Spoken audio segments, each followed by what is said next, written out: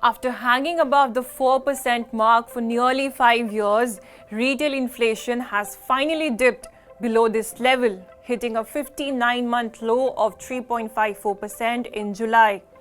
This drop is mainly due to a high base effect, according to data from the National Statistical Office. The last time we saw retail inflation below 4% was back in September 2019.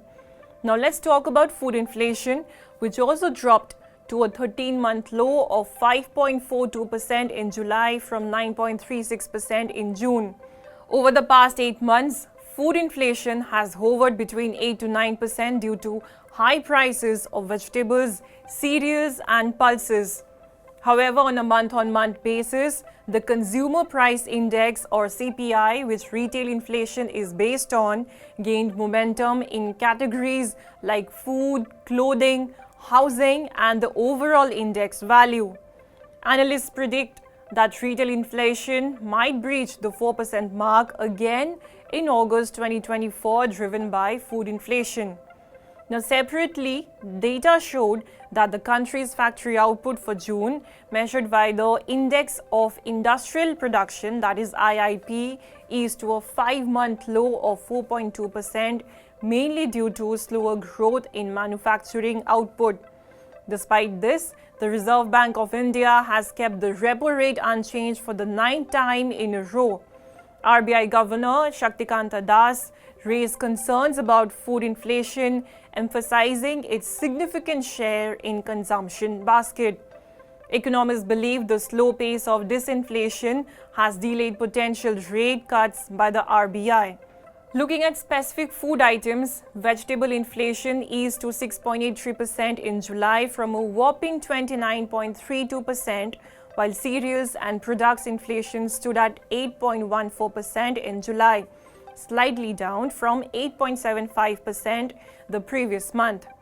Pulses inflation, however, remained in double digits at 14.77% in July compared to 16.07% in June.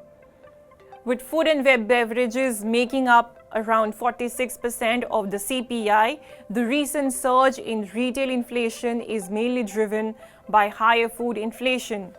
Lastly, rural food inflation stood at 5.89% in July, higher than urban food inflation of 4.63%.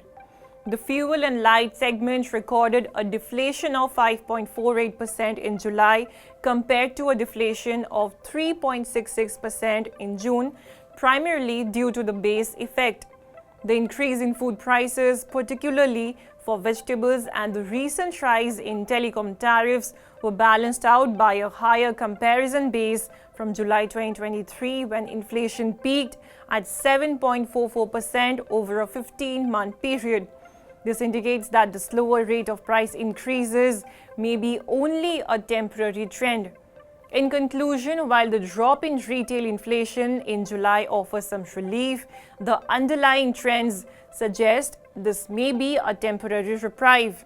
The high base effect from previous years has played a significant role in this decrease, but food inflation remains a concern.